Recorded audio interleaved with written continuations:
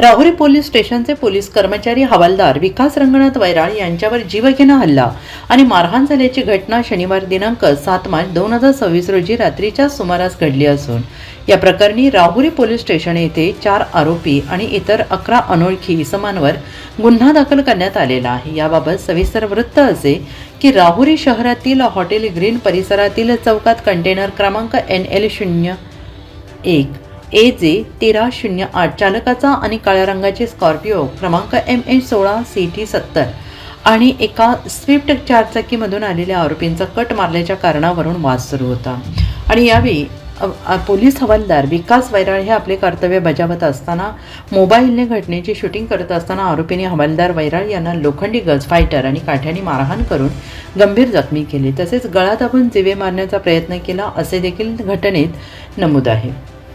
या प्रकरणी Rahuri police station येथे खंडू वसंत काळे, वैभव तात्यासाहेब तारडे, संतोष अंकुश काळे राहणार बुरुडगाव तालुका जिल्हा अहिल्यानगर आणि महेश निमसे या 4 आरोपी आणि इतर अनोळखी 11 आरोपी विरोधात गुन्हा दाखल करण्यात आलेला आहे। तसेच महेश निमसे यांनी हवालदार निमसे यांचा मोबाईल हिसकावून घेतला असे फिर्यादीमध्ये नमूद आहे। या घटनेनंतर गंभीर जखमी झालेले पोलीस हवालदार विकास वैराळ यांना उपचारासाठी प्रथम राहुरी ग्रामीण रुग्णालयात पाठवण्यात आले होते। पुढील उपचारासाठी त्यांना अहिल्यानगर जिल्हा रुग्णालयात पाठवण्यात आला आहे। तसेच या घटनेचा तपास राहुरी पोलीस स्टेशनचे पोलीस निरीक्षक संजय ठेंगे यांच्या मार्गदर्शनाखाली पोलीस उपनिरीक्षक समाधान फडोळ करत आहेत।